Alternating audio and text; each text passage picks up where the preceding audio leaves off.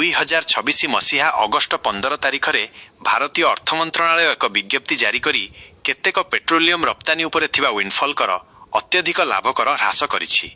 एही विज्ञप्ति जरिया पेट्रोल उपरु रप्तानी कर संपूर्ण भावे प्रत्याहार करा जाइछि, जहाँकि प्रति लिटर रे 3 टंका 50 पैसारु कमी शून्य होई जाइछि। एही संशोधन विश्वस्तरीय परिवर्तनशील परिस्थिति को दृष्टि रे रखी कॉर्पोरेट रप्तानी लाभ उपरे सरकारक कर व्यवस्था रे परिवर्तन आनिथाए। भारत स्वतंत्र अतिरिक्त अबकारी शुल्क सेडी नामक एक कौशल माध्यम एही कर प्रयोग करिथाए। एही सारणीटी अगस्ट 3 तारिख अर्थात 2 सप्ताह पूर्व स्थिर करा जाइथिबा हारगुड़ी को दर्शाउछि, जेतेबेले सरकार 3टी पदार्थ उपरे कर वृद्धि करथिले। अगस्ट 15 तारिखर संशोधन सेही वृद्धि को प्रत्याहार करी पेट्रोल एसेड को शून्य को आनिछि।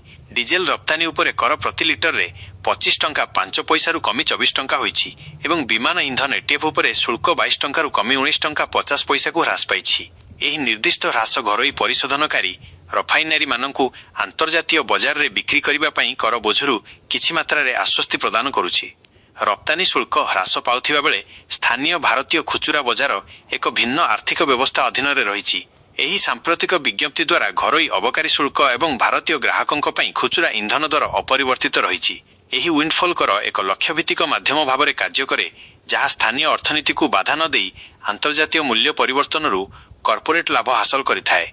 भारतर प्रथमे 2022 जुलाई मासरे पेट्रोलियम उपरे एही कर धार्य करिथिला एवं पश्चिम एशिया रे सृष्टि होइतिबा संघर्ष सहित जड़ित तैल मूल्य वृद्धि को दृष्टि रे रखी 2026 मार्च मासरे एहाकु पुनर्बार लागू करिथिला। बजार स्थिति को आखि आगरे रखी सरकार एक पक्षिक 15 दिनिया समीक्षा चक्र व्यवहार करती, जहाँ एही कर हार को विश्व क्रूड एल एवं रिफाइनारी मार्जिन 15 दिनिया गतिविधि सहित संजोग करिथाए। जेतेबेले जोगाण रे बाधा किंबा बजार अस्थिरता तैल उत्पादक मानक पई अत्यधिक लाभ मार्जिन सृष्टि करे, सेतेबेले एही शुल्क कार्यकारी हेबा पई डिजाइन करा जाइछि। अगस्ट 15 तारिखर ह्रास अंतर्जातीय मूल्य प्रवृत्ति सहित एही करर समन्वय को प्रतिफलित करे, जहाँ भारतर स्थानीय इंधन जोगाण को सुरक्षित रखिबा सहित कॉर्पोरेट रप्तानी मार्जिन को संतुलित करिथाए।